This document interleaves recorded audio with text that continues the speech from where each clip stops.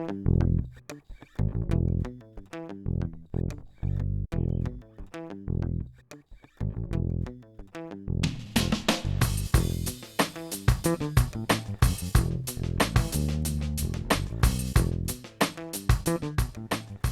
I'd like to ask you a question about papal diplomacy, the diplomacy of the Holy See. A lot of people were surprised, for example, to watch President Obama stand up and say, thank you, Pope Francis, and the Secretary of State of the Holy See for working behind the scenes to build better relations between the United States and Cuba. People watched that and they said, wow, I mean, I wasn't expecting to hear that. Yeah. Is that the kind of diplomatic work that is typical of the Holy See? Is that what the Holy See is doing behind the scenes on issues all over the world? It is, especially because we do our diplomacy in a different way, because we have our strengths and weaknesses, just the others have.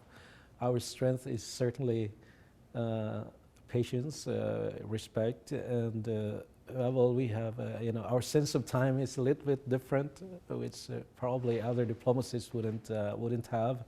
So, for instance, the work in Cuba certainly has gone for decades, but the Holy See, whether it's the level of the Pope, whether it's the level of our, we might say, superiors visiting Cuba across decades, whether at the level of the nunciature in Cuba, and also very importantly at the level of bishops there, this dialogue has been going on for decades. And it's very hard for, we might say, the outside world who, a world that doesn't really know what we are doing inside, in that sense of how we do our relationships, how we pursue our relationships with the Castros or with the government over there. Certainly for us, it is not a big surprise. This has been building on for many years, certainly before Pope Francis. The Cardinal of Havana certainly has a big role to play in that. The Catholic Church in the United States has always been a big supporter of the Church in Havana. I remember even the communist period, the most difficult part, we might say, of the life of the Church in Cuba. I know that the American Church has always been behind and really supporting the Church in Cuba through the Holy See, not directly. Yeah. And then during the last decade or last years, the Catholic Church have already really had a freedom even to hold classes or seminars or conferences on business, for instance. Young Cubans have been trained how to run small businesses. That is even before the government recognized, private property. So the government in Cuba knew already what the Church was capable of doing, and that what it was doing was anyway for the good of Cuba, especially considering the economic situation of Cuba. And now that Cuba itself, the politics of Cuba has been also changing. We had to meet them somewhere.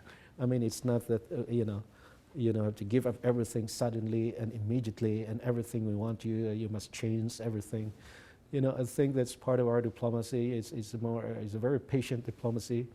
That's why I still remember one of my superiors saying, one country not responding to some proposals of the Holy See to have what we call a modus vivendi. Let's say nominations, appointments of bishops, or certain political questions, certain questions of the local church, and this government just did not respond.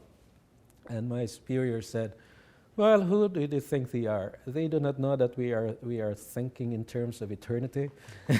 So to say that we are here, we can wait. And let's say, these people there would pass probably 3 years, 5 years, and so of course we try to deal with them, to talk to them, but if they are not willing, then we are here waiting for the next one to come. It's that patient diplomacy that I think we also have really a great respect for, even people that or institutions or governments that the outside world, or we might say the world, would see as dictators or something like that, or dictatorial. We see them with respect. So this is the kind of papal diplomacy that has been, that has been taught us.